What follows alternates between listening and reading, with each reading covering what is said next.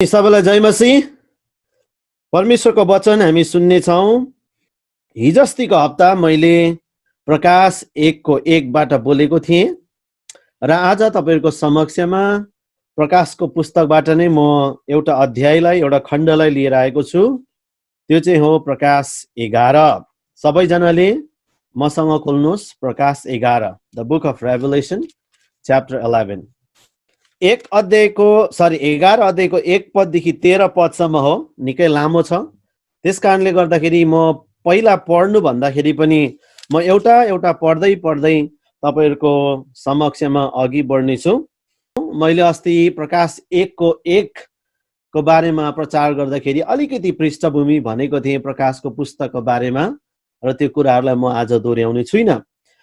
तर 11 अध्यायसम्म आइपुग्दाखेरि चाहिँ प्रकाशको पुस्तकमा परमेश्वरको न्याय, परमेश्वरको इन्साफ, विशेष गरेर उहाँलाई विश्वास नगर्नेहरूमाथि अनि यहुदीहरूमाथि, इजरायलीहरूमाथि परमेश्वरको क्रोध आइपर्नेछ।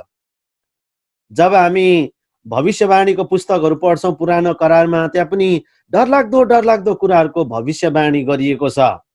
चन्द्रमा रगतमा परिवर्तन हुनेछ, सूर्यले चमकहरू दिने छैन, पृथ्वीमा भूकम्पहरू हुनेछ, लडाइँहरू हुनेछ, इत्यादि कुराहरू, महामारीको कुराहरू, सलहको कुराहरू, लोकस्टको कुराहरू, धेरै डरलाग्दो कुराहरू भविष्यवाणीमा पनि वर्णन गरिएको छ। र त्यो घटनाहरू चाहिँ प्रकाशको पुस्तकमा आएर 5 अध्यायदेखि सुरु हुन्छ। प्रकाशको पुस्तकमा परमेश्वरको न्याय, परमेश्वरको इन्साफ 5 अध्यायबाट सुरु हुन्छ। 5 अध्यायमा 7 वटा सिल्स भन्छौँ हामी, नेपालीमा 7 वटा मोहरहरू भन्छौँ। 7 वटा मोहरहरू देखाइएको छ। त्यसदेखि पछाडि 7 वटा मोहरहरूदेखि पछाडि 7 वटा ट्रम्पेट्स, 7 वटा तुरैहरू देखाइएको छ। र यो सबै कुरो चाहिँ परमेश्वरको इन्साफ हो। म तपाईलाई सायद अलिकति स्क्रिन शेयर गरेर देखाउने छु। 7 वटा सिल पहिला आउँछ, जो चाहिँ 5 अध्यायबाट सुरु हुन्छ। प्रकाश 5 मा पहिलो सिल चाहिँ, पहिलो नेपालीबाट मोहर भन्छ, 7 वटा मोहरहरू। पहिलो मोहरमा चाहिँ सेतो घोडा हुन्छ, जसले शान्ति, यहाँनिर पीच भएछ, त्यो पीस हो, PEACE, शान्ति र विजयको चित्र देखाउँछ। त्यसको मतलब चाहिँ एउटा संसारमा कोही शासक आउँछ, उसले चाहिँ पहिला शान्ति देखाए जस्तो गर्छ, तर वास्तवमा ऊ शान्ति दिने होइन। तर यसको अर्थ चाहिँ के पनि हो भनेदेखि पृथ्वीमा परमेश्वरको न्याय, परमेश्वरको इन्साफ सुरु भइसकेको। अनि दोस्रोमा रेड होर्स, रातो घोडा, जसले चाहिँ युद्धको, लडाइँको चिन्ह देखाउँदछ। अनि तेस्रोमा चाहिँ ब्ल्याक होर्स, कालो घोडा, जसले चाहिँ अनिकाल दर्शाउँदछ। चौथोमा चाहिँ पहेँलो घोडा हुन्छ, पेल होर्स, जसले चाहिँ मृत्युको सङ्केत गर्दछ। अनि 5 मा हामी स्वर्गमा शहीदहरू, ख्रिस्टको निम्ति मर्नेहरू चाहिँ तिनीहरूले परमेश्वरसँग प्रार्थना गरेको, पुकार गरेको हामी दृश्य देख्न सक्छौँ। अनि 6औं मोहरमा चाहिँ ठुलो भूकम्प पृथ्वीमा जाँदछ। अनि 7औं मोहरमा चाहिँ 7 वटा तुरैहरू देखा पर्दछ। अनि 7 वटा तुरै चाहिँ के हो त्यो पनि तपाईलाई म देखाउने छु। 7 वटा तुरैमा पहिलो तुरैले चाहिँ, जो हाम्रो बाइबल स्टडीमा सुरु हुन्छ भोलि, कहिलेदेखि मेरो नेक्स्ट सेसन छ, पहिलो तुरहीमा चाहिँ हेलस्टोन, फायर एन्ड ब्लड, असिनाहरू, आगो अनि रगतहरू झर्नेछन्, खस्नेछन्। दोस्रो तुरैमा चाहिँ सी टर्न इन्टु ब्लड, समुद्र चाहिँ रगतमा परिवर्तन हुनेछन्। तेस्रो तुरैमा चाहिँ rivers and springs struck with wormwood, भनेको चाहिँ खाने पानीहरू चाहिँ एकदमै सबै पोइजनस हुनेछ, विषले भरिएको हुन्छ र पृथ्वीमा मानिसहरू मर्नेछन्। चौथो तुरैमा चाहिँ सन, मुन एन्ड स्टार्स स्ट्रक, घाम, जुन अनि ताराहरूमा नै प्रहार हुनेछ अनि तिनीहरूले चमक दिने छैनन्। अनि 5औं तुरैमा चाहिँ लोकस्ट लाइक मिलिटरी बिइङ, नेपालीमा सलहहरू भन्छ, एकदमै बिच्छीहरू जस्तो भएको सलहहरू, जसलाई चाहिँ एउटा सैनिक फोर्स, मिलिटरी फोर्स भनेर पनि बुझ्न सक्छौँ हामी। 6औं तुरैमा चाहिँ death by the angels bounded at the Euphrates, Euphrates भन्ने नदीमा दूतहरू बाँधिएर राखिएको हुन्छन्, तिनीहरूलाई छोडिदिन्छन् अनि तिनीहरूले चाहिँ संसारका मानिसहरूलाई प्रहार गर्नेछन् अनि मानिसहरूको मृत्यु हुनेछ। अनि 7औं तुरैमा चाहिँ परमेश्वरको क्रोधको कचौराहरू देखा पर्नेछ, त्यो पनि 7वटा छ, 7 बल्स भन्छ। तर आजको घटना जो छ तपाईले यहाँ स्क्रिन देख्दै हुनुहुन्छ भने chapter 11 falls in between trumpet 6 and trumpet number 7 र 6औं तुरही आए पश्चात चाहिँ 7औं तुरही एकैचोटि देखा पर्दैन, तर त्यसमा 10 अध्याय अनि 11 अध्याय बीचमा देखा पर्दछ। अनि 11 अध्यायको 15 पददेखि चाहिँ 7औं तुरही सुरु हुन्छ। तर आजको हाम्रो खण्ड चाहिँ त्योभन्दा अगाडि 11 अध्यायको 1 देखि 13 पदसम्म हो र म सुरु गर्नेछु। आउनुहोस् हामी सुरु गरौँ भर्स 1 पद 1 लाई। त्यसपछि नाप्ने टाँगो जस्तै एउटा निगालो मलाई दिइयो र यसरी भनियो, उठ र परमेश्वरको मन्दिर र वेदीको नाप ल्याऊ र त्यहाँ आराधना गर्नेहरूको गन्ती ल्याऊ। यहाँ तपाईले पनि अलिकति देख्नु सक्नुहुन्छ, जसले इङ्ग्लिस पढ्न सक्नुहुन्छ। Third temple will be built before this time.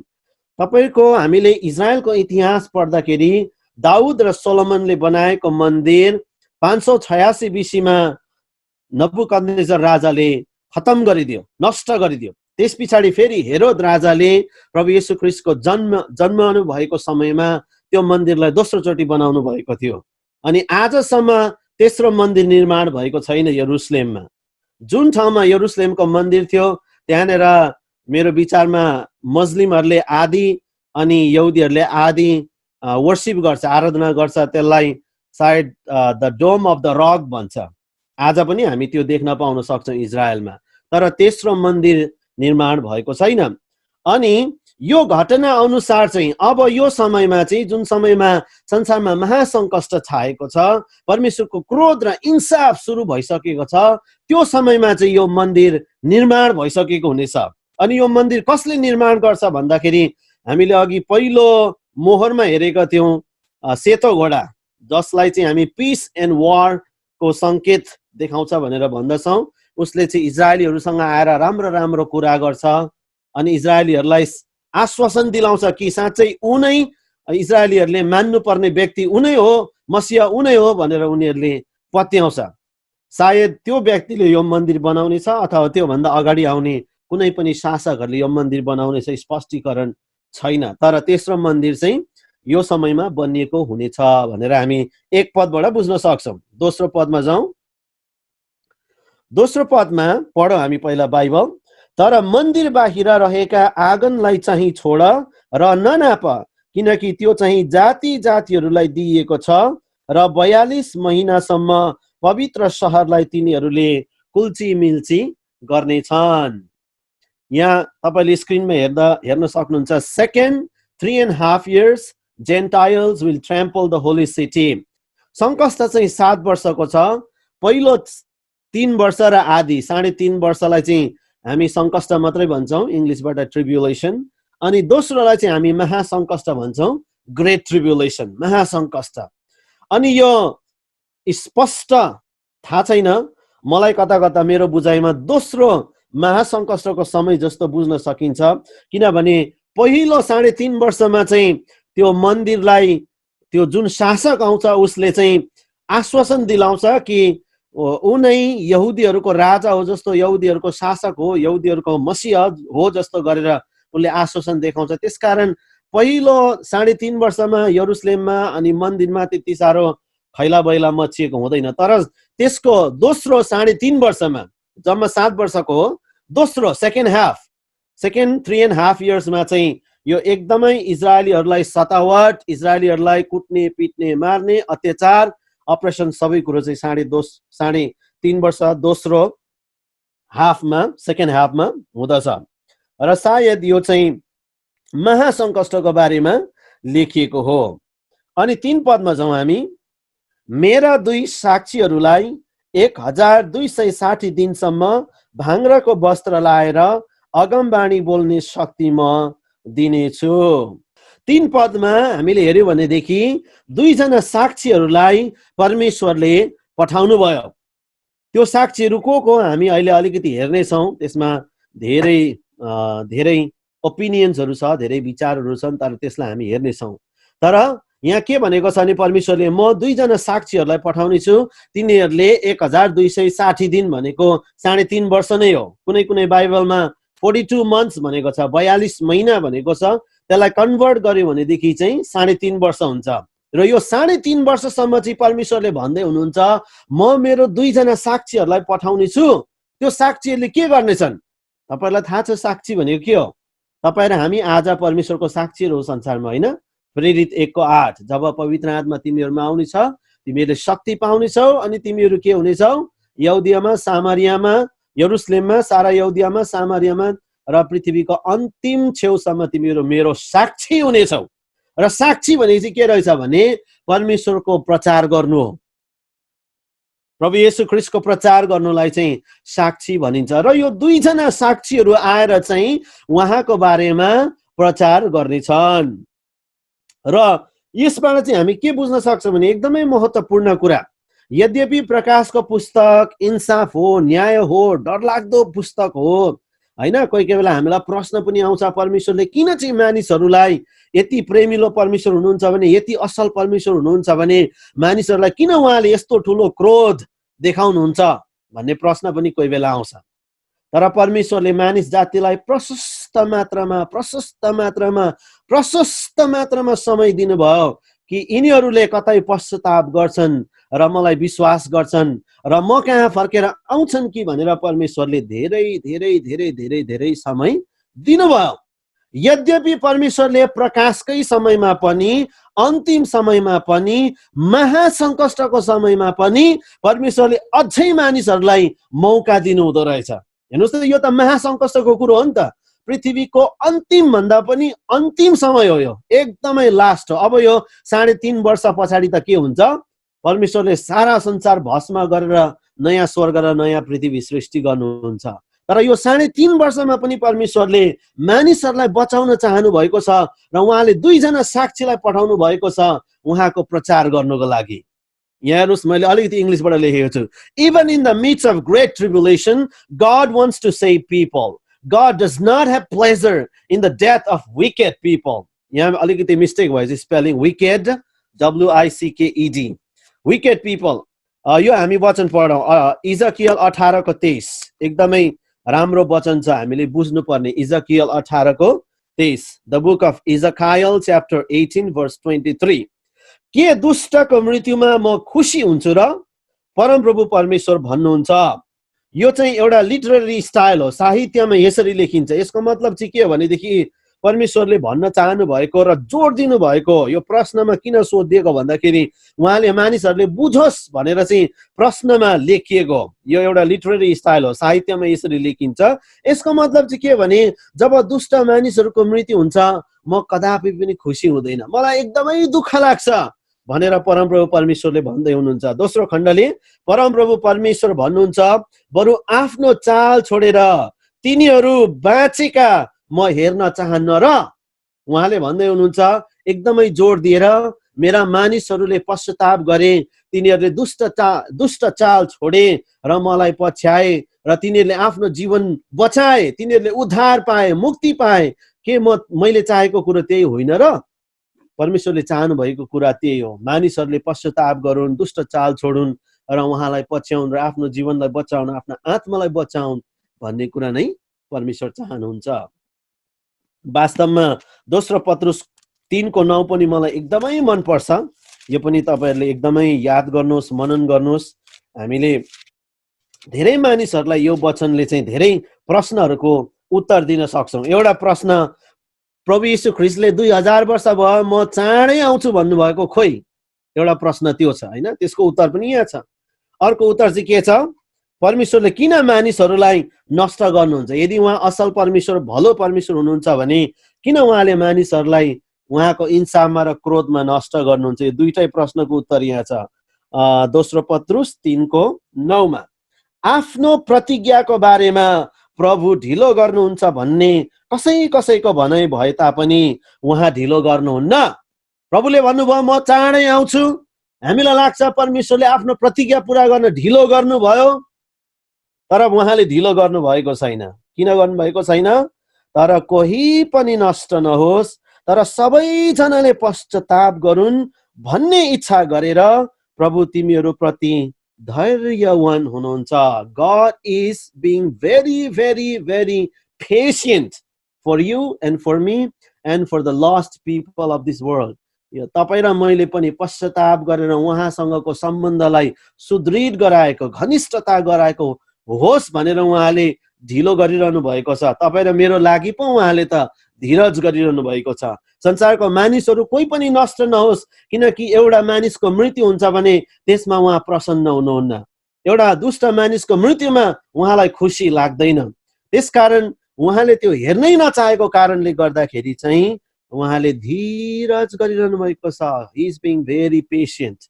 परमेश्वरले तपाईँ र मेरो लागि, संसारमा भएको मानिसहरूको लागि धीरज गरिरहनु भएको छ। दुईटा कुरा हामी सिक्न सक्छौँ। एउटा, हामी आफैले आफैलाई, हामी विश्वासी भए पनि हाम्रो सम्बन्ध परमेश्वरसँग सुदृढ गरौँ। हामी सुतिरहेका छौँ भने अब जागौँ। यदि हामी सुतिरहेका छौँ भने उहाँ आउनु हुँदाखेरि हामी छोडिन्छौँ। त्यसकारण हामी सबै जागौँ। प्रभुलाई म विश्वास गर्छु भनेर मात्रै हप्तामा एकचोटि सङ्गति आएर मात्रै हुँदैन। हाम्रो व्यक्तिगत जीवनमा, हाम्रो दैनिक जीवनमा, हाम्रो हरेक कुरामा परमेश्वरलाई हामीले पहिलो स्थान, परमेश्वरलाई प्राथमिकता हामीले दिनुपर्छ। होइन भनेदेखि हाम्रो नाम विश्वासी हुन्छ तर हामी सुतिरहेका विश्वासीहरू हौँ, तातो न चिसो।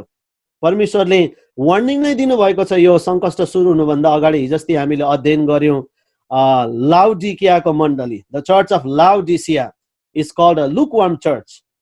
सुतिरहेको मण्डली, न तातो न चिसो।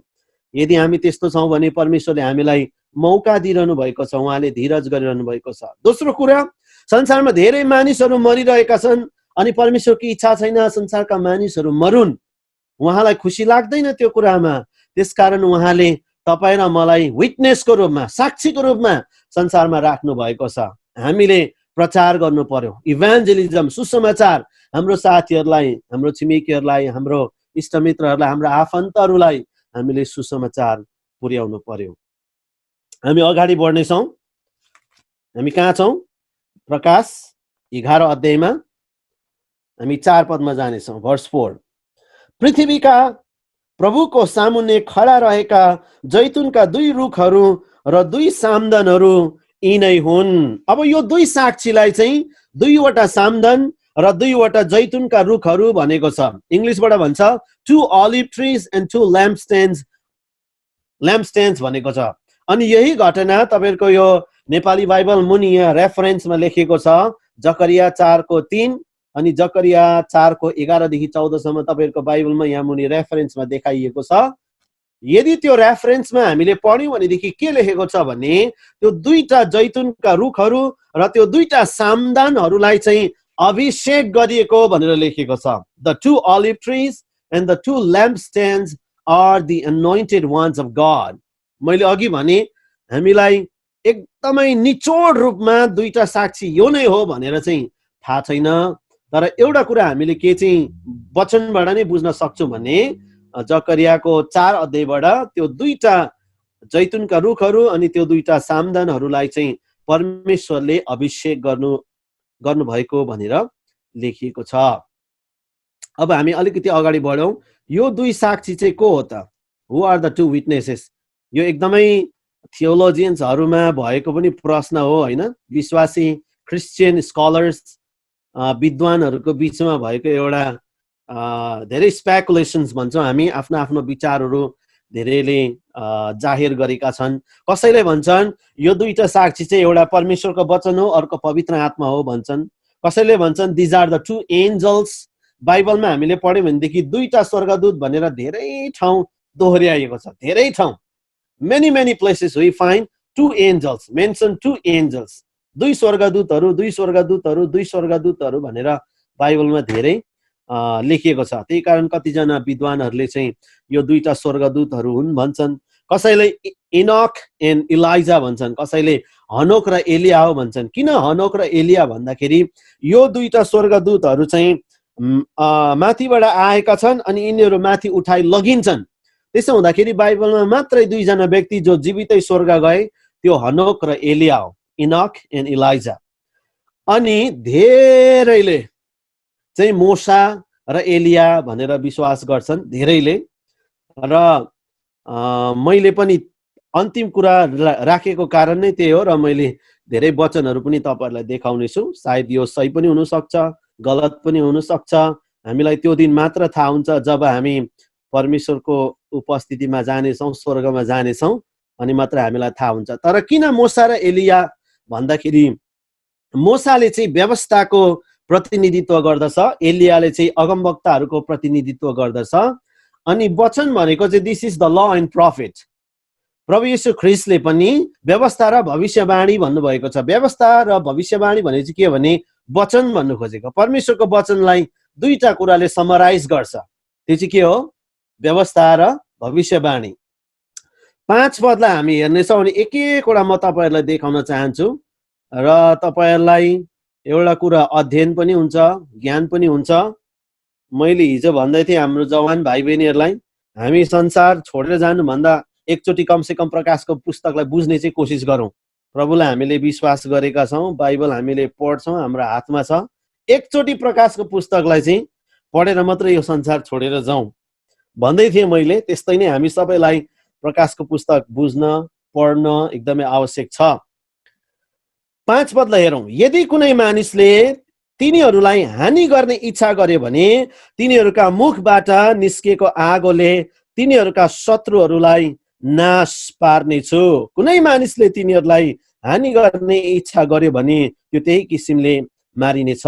एउटा कुरा यहाँ के बतायो भने यदि कुनै मानिसहरूले यो दुईटा साक्षीलाई चाहिँ हानि गर्ने कोसिस गर्यो भने, मार्ने कोसिस गर्यो भने के भनेको छ? परमेश्वरले के भन्नुभयो? म तिनीहरूका मुखबाट निस्केको आगोले तिनीहरूका शत्रुहरूलाई नाश गर्नेछु। बाइबलमा दुईजना व्यक्तिले चाहिँ आगोले मानिसहरूलाई नष्ट गरेको उदाहरण नै छ बाइबलमा। एउटा मूसा, इङ्ग्लिसबाट छ धेरैजनाको लागि, कतिजनाले पढ्न सक्नुहुन्न होला। Moses destroyed people with fire, number 16:35। गन्तीको पुस्तक 16 अध्यायको 35 पदमा हामी पढौँ।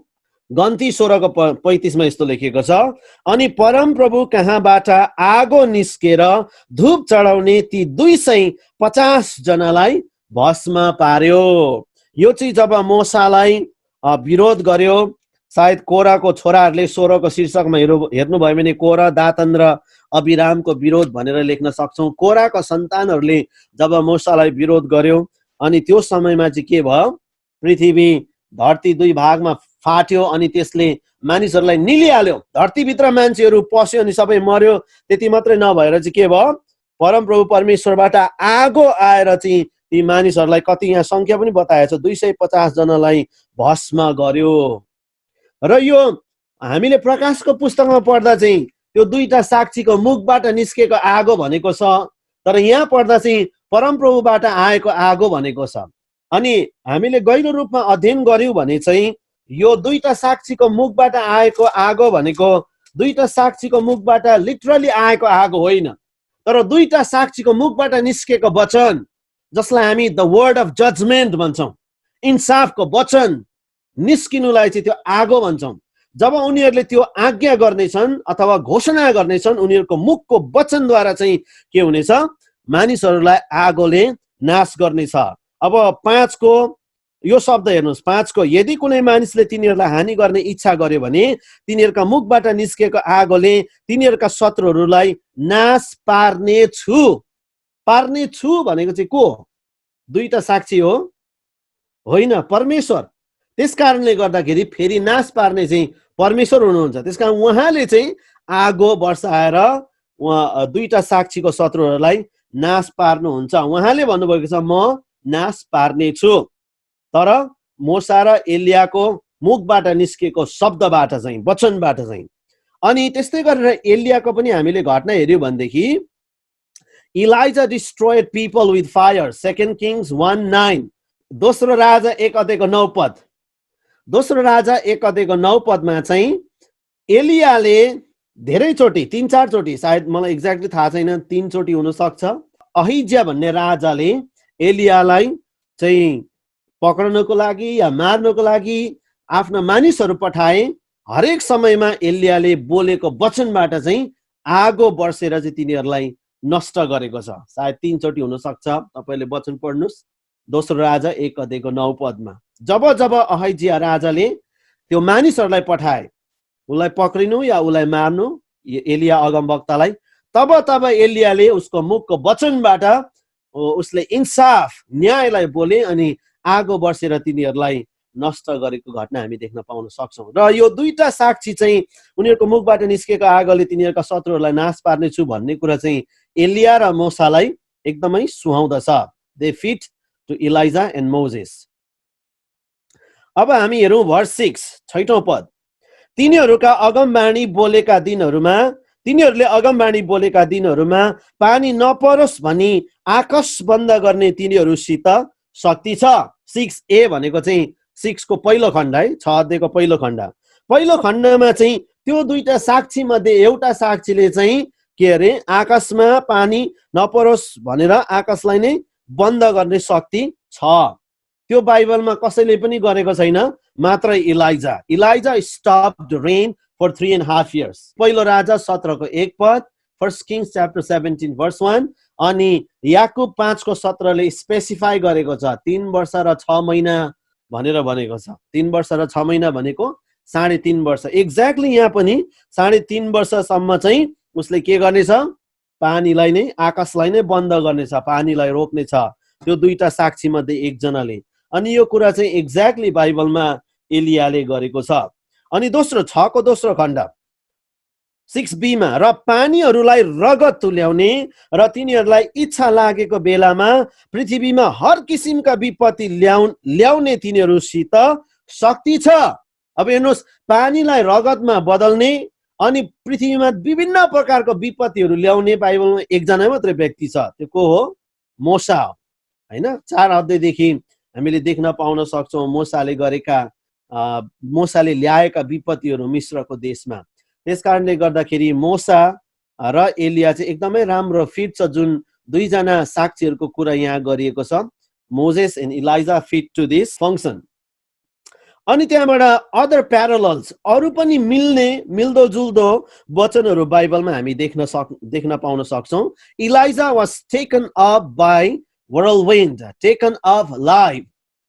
एलियालाई चाहिँ जीवितै स्वर्गमा चाहिँ हुरीहरू आएर चाहिँ उठाइ लगिएको थियो। दोस्रो राजा 2 अध्यायको 11 पदमा हामी देख्न पाउन सक्छौँ। यसको मतलब एलिया चाहिँ जीवितै स्वर्ग लगिएका थिए।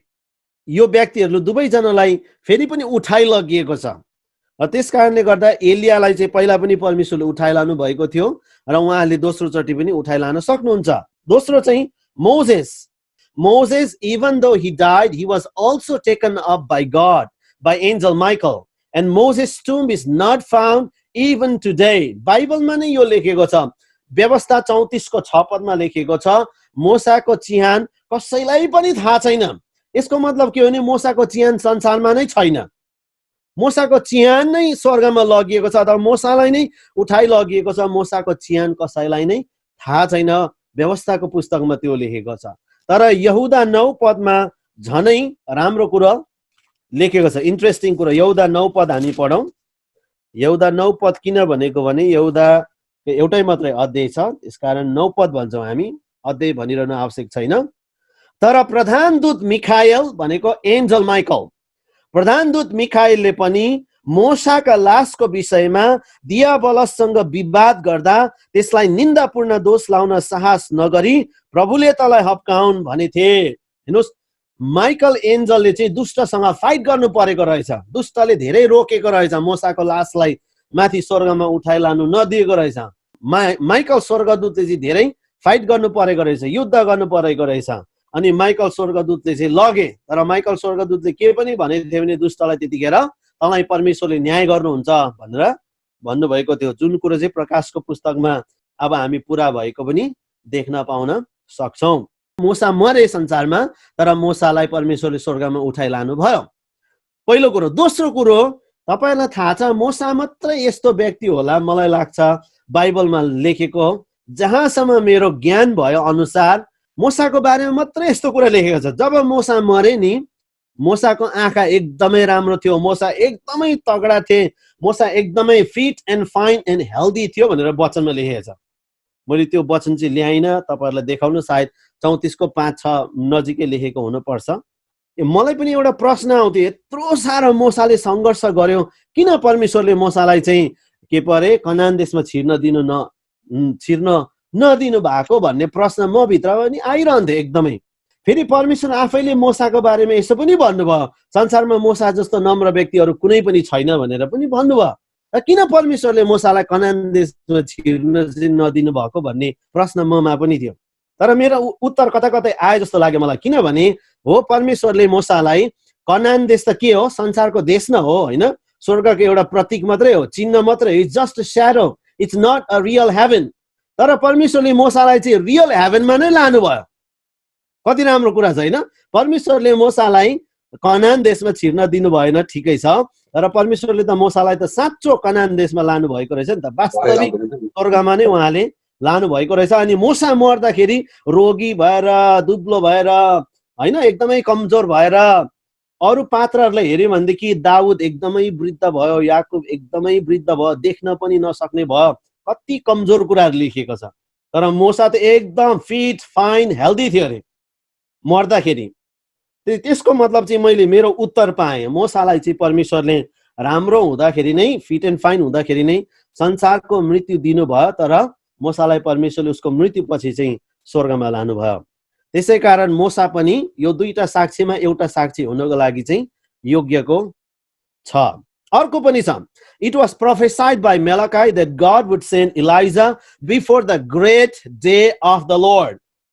मलाकी 4:5 म तपाईँलाई पढेर सुनाउँछु है त। परमेश्वरले भन्नुभएको थियो यो महान दिन, ठुलो दिन आउन अगाडि चाहिँ म एलियालाई पठाउँछु भनेर भन्नुभएको थियो। मलाकी 4:5 यस्तो लेखेको छ, हेर परमप्रभुको त्यो महा र डरलाग्दो दिन आउन अघि म एलिया अगमवक्तालाई पठाउने छु।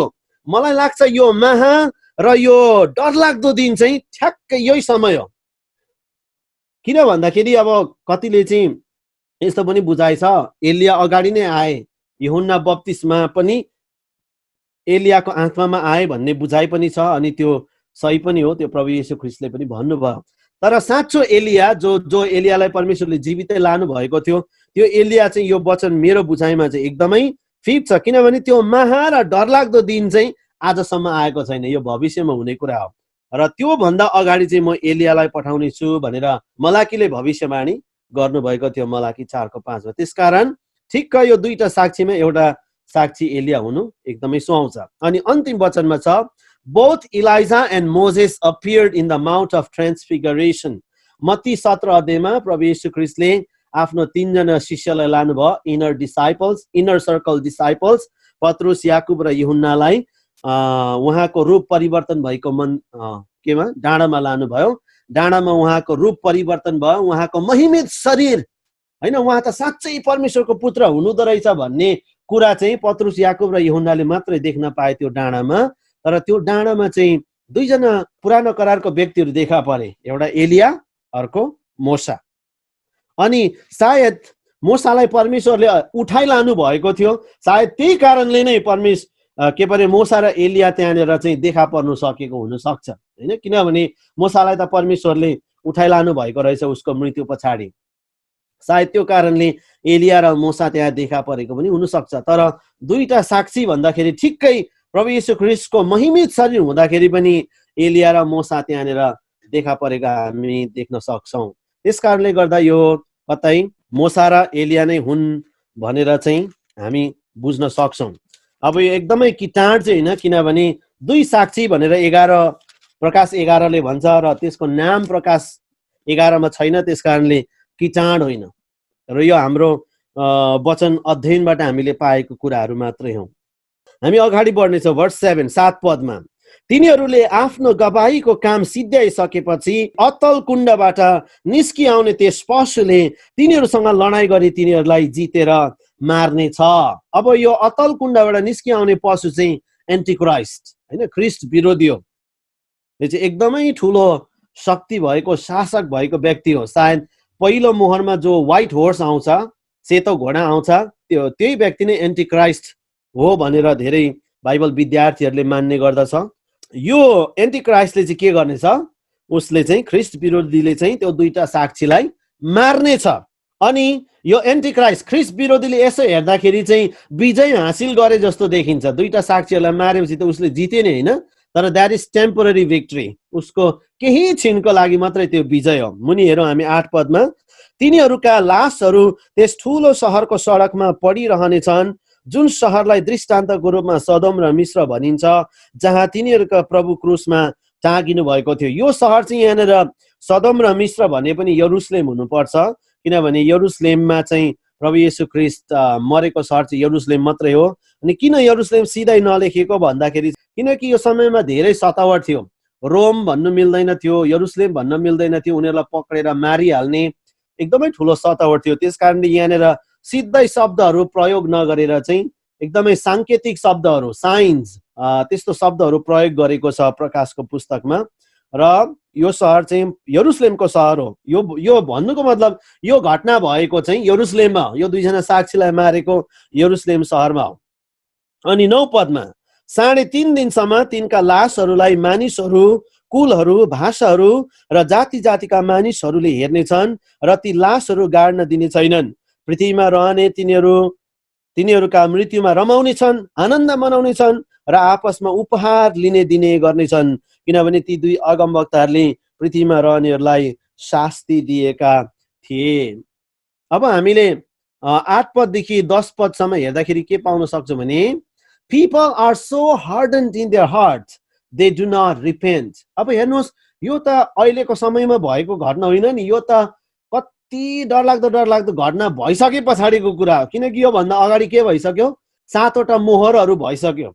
अस्ति हामीले बाइबल स्कुलमा पढिसक्यौँ, 7वटा मोहरमा कतिवटा डरलाग्दो कुराहरू भयो, भूकम्पहरू भयो, लडाइँहरू भयो, धेरै मानिसहरू मारियो। सायद पृथ्वीको 1/4 मानिसहरू, 4 भागमा 1 भाग मानिसहरू मारियो। त्यस्तो घटना पनि भइसकेको छ। फेरि अहिले चाहिँ हामी महासङ्कष्टमा छौँ, एकदमै डरलाग्दो सङ्कष्ट भइरहेको समयमा छौँ। तर पनि हेर्नुहोस्, people are so hardened in their hearts they do not want to repent। उनीहरूले अब चाहिँ साँच्चै नै संसारको अन्त हुन्छ कि क्या हो, साँच्चै नै अब परमेश्वर हुनुहुन्छ कि क्या हो, साँच्चै नै हाम्रो अब न्याय हुन्छ कि क्या हो, साँच्चै नै हामी परमेश्वर कहाँ फर्किनुपर्छ कि क्या हो भन्ने कति मानिसहरूमा चाहिँ छैन। मानिसहरूको हृदय चाहिँ त्यस्तो कठोर हुँदो रहेछ। हेर्नुहोस् त, यहाँनिर यो दुईटा साक्षीलाई मार्यो नि होइन, उनीहरूको लासलाई कसैले पनि गाड्नुसम्म अथवा केही सुरक्षा गर्नुसम्म कसैले केही पनि गरेन। सडकमा पडिरह्यो भनेको no one bothered about them. त्यति मात्र होइन, उनीहरूले त एकदमै खुसी मनायो, आनन्द मनायो, गिफ्ट एक्सचेन्ज भयो अरे। हेर्नुहोस् त, उपहार लिने दिने काम पो भयो अरे। भन्नुको मतलब के हो, उपहास, निन्दा पो भएछ। यो कुरा चाहिँ मत्ती 24 को 37 र 38 पढौँ त हामी। म्याथ्युस 24, 37 and 38। मत्ती 24 को 37 र 38 म तपाईँलाई पढेर सुनाउँछु है त। मानिसको पुत्रको आगमन नोआको दिनहरू जस्तै हुनेछ, किनकि जसरी जल प्रलय भन्दा अगाडि नोआ जहाजभित्र पस्ने दिनसम्म मानिसहरू खाइरहेका, पिरहेका र विवाहवादी गरिरहेका थिए, अनि जल प्रलय आएर तिनीहरू सबैलाई स्वात्तै बगाइ नलगेसम्म तिनीहरूले थाहा पाएनन्। मानिसको पुत्रको आगमन पनि त्यस्तै हुनेछ। बाइबलमा त अगाडि प्रभु येशू ख्रिस्टले नै भनिसक्नु भएको छ मत्ती 24 मा, यो अन्तको दिनहरूमा चाहिँ के हुनेछ होइन। अन्तको दिनमा चाहिँ नोआको दिन जस्तै हुन्छ कि मानिसहरूले खाइरहेका छन्, पिइरहेका छन्, मोज मजा गरिरहेका छन्, उनीहरूलाई मतलबै छैन। प्रचार गर्नु गयो नि नोआ बाजे होइन, नोआ बाजेलाई यो बुढो बौलायो भने हामीलाई पनि बौला र पागलै संसारको मानिसहरूले भन्छन्। अनि त्यो समयमा पनि, अन्तिम समयसम्म पनि मानिसहरूले त्यसै नै भनिरहँदो रहेछ। मानिसहरूलाई चाहिँ परमेश्वरले त्यही कारण नै इन्साफ गर्नुहुन्छ, न्याय गर्नुहुन्छ। इन्साफ पक्का छ, न्याय पक्का छ, तर परमेश्वरले मौका दिइरहनु भएको छ, पश्चाताप गर्ने, उहाँ कहाँ फर्केर आउने मौका दिइरहनु भएको छ। हामीले प्रभुलाई विश्वास गरेर पनि हामीले पनि हाम्रो हृदयलाई कठोर बनाउनु हुँदैन। जब हामी अगाडि यो सङ्कष्ट सुरु हुनुभन्दा अगाडि 7वटा मण्डलीको बारेमा पढ्छौँ यहाँ प्रकाश 2 अध्याय र 3 अध्यायमा, उहाँले भन्नुभएको छ, जसको कान छ त्यसले सुनोस्। सुनेर पनि तिनीहरूले आफ्नो हृदयलाई कठोर नबनाओस्, मण्डलीलाई चेतावनी दिएको है। यो प्रकाश 2 र 3 मा there is a warning for the churches. त्यसकारण मैले भन्दैछु हामी विश्वासीहरूलाई, हामीले प्रभुलाई विश्वास गरेकोहरूलाई पनि चेतावनी छ, जसको कान छ त्यसले सुनोस् र तिनीहरूले आफ्नो हृदयलाई कठोर बनाएर नबसोस्। हामीले प्रभुलाई विश्वास गरेर पनि कति कुराहरूमा हाम्रो हृदयलाई कठोर बनाएका छौँ भनेदेखि हाम्रो हृदयलाई कठोर बनाउन छोडौँ, पश्चाताप गरौँ, प्रभुसँग क्षमा मागौँ, नम्र हुन सिकौँ, अनि मात्रै परमेश्वरले हाम्रो भेटीलाई, हाम्रो प्रार्थनालाई, हाम्रो आराधनालाई स्वीकार गर्नुहुन्छ। 11 पदमा जानेछौँ। 3.5 दिनपछि परमेश्वरबाट आएको जीवनको सास तिनीहरूभित्र पस्यो र तिनीहरू आफ्ना गोडामा खडा भए अनि तिनीहरूलाई देख्नेहरूमाथि ठुलो डर छायो। हेर्नुहोस्, 2 साक्षीहरूलाई मारेका थिए नि त्यो अतल कुण्डबाट आएको पशुले, जसलाई हामीले ख्रीष्ट विरोधी भन्यौं। अब के भयो? 3.5 दिनपछि परमेश्वरबाट आएको जीवनको सास तिनीहरूभित्र पस्यो र तिनीहरू आफ्ना गोडामा खडा भए अनि तिनीहरूलाई देख्नेहरूमाथि ठुलो डर छायो। अब परमेश्वरले त्यो 2 साक्षीहरूलाई फेरि जीवित बनाउनु भयो। पुनरुत्थान, रेजुरेक्सन। मैले केही समय अगाडि रेजुरेक्सनको बारेमा प्रचार गरेको थिएँ र भने पुरानो करारदेखि नयाँ करारसम्म परमेश्वरले कतिजना मानिसहरूलाई मरेकोबाट जीवित पार्नुभयो। परमेश्वरले त्यो महान काम, त्यो चमत्कार अन्तिम दिनमा पनि उहाँले गर्नु हुँदो रहेछ नि। उहाँले गर्नुभयो। 2टा साक्षीलाई, जसलाई ख्रीष्ट विरोधीले मारेका थिए, परमेश्वरले तिनीहरूलाई जगाउनु भयो, जीवित बनाउनु भयो। परमेश्वरको महान काम, उहाँको शक्ति उहाँले अन्तिम दिनमा पनि देखाउनुहुन्छ। अनि त्यहाँनिर चमत्कार चाहिँ फेरि के भयो भने अब चाहिँ मान्छेहरू डरायो। ओहो, मरेको मान्छे जीवित भयो नि कस्तो हुन्छ, सबै डराउँछ होइन। अनि यो 2 साक्षीहरू चाहिँ शक्तिशाली पनि थिए। तिनीहरूलाई परमेश्वरले के गर्नुभएको थियो? अघिमा हामीले भन्यो नि, जकरिया 4ले भन्छ अभिषेक गरेका थिए। तिनीहरूसँग धेरै शक्ति थियो। त्यो शक्तिको कारणले तिनीहरूले संसारमा धेरै प्रचार गरेका थिए। मैले अघि अलिकति छुटाएछु। तिनीहरूलाई किन मारेको भन्दाखेरि 10 पदको अन्तिम खण्डमा हेर्नुहोस्, किनभने ती 2 अगमवक्ताहरूले पृथ्वीमा रहनेहरूलाई शास्ति दिएका थिए। शास्ति भनेको चाहिँ एकदमै टोर्चर हो के। तर यो टोर्चर भनेको चाहिँ कस्तो भने, दुष्टलाई यदि हामीले गएर प्रचार गर्यौँ भने के हुन्छ? अन्य जातिहरूलाई प्रचार गर्यौँ भने के हुन्छ? दुष्टलाई टोर्चर हुन्छ नि। किनभने हामी मानिसहरूलाई दुष्टबाट छुटकारा दिलाएर, त्यसको शक्तिबाट, त्यसको बन्धनबाट छुटकारा दिलाएर परमेश्वरको राज्यमा ल्याउँदैछ भने तिनीहरूलाई चाहिँ शास्ति हुन्छ। परमेश्वरले ती 2 साक्षीलाई जीवित पार्नुहुन्छ, उहाँको शक्ति देखाउनुहुन्छ अनि सबै मानिसहरू चाहिँ अब चाहिँ डराउँछन्। 12 पद, अनि तिनीहरूले स्वर्गबाट यस्तो एउटा ठुलो आवाज सुने, यतामाथि आओ, र तिनीहरूका शत्रुहरूले हेर्दा हेर्दै तिनीहरू बादलमा स्वर्गतिर गए। जो मैले अघि कुरा गरेको थिएँ, एलिया जीवितै स्वर्ग गए। यद्यपि मोसा मरेका थिए, तर तिनलाई उसको मृत्युपछि परमेश्वरले स्वर्गमा उठाइ लानु भएको थियो। अब तिनीहरूलाई फेरि पनि स्वर्गमा उठाइ लगिएको छ। फेरि यसलाई अर्को हामी मिनी ऱ्याप्चर पनि भन्न सक्छौँ। पहिला मण्डलीलाई जसरी उठाइ लानु भयो, परमेश्वरले फेरि यहाँनिर 2 जना साक्षीलाई मात्रै पनि स्वर्गमा उठाइ लानु भएको छ। फेरि पनि परमेश्वरले आफ्नो महानतालाई, आफ्नो शक्तिलाई पृथ्वीमा भएका मानिसहरूलाई देखाइरहनु भएको छ कि परमेश्वरमाथि विश्वास गर्नेहरूलाई चाहिँ उहाँले जीवितै स्वर्ग पनि लान सक्नुहुन्छ। महासङ्कष्टको दिनमा उहाँले त्यो गर्नुभयो। अनि 13 पदलाई हेर्नेछौँ।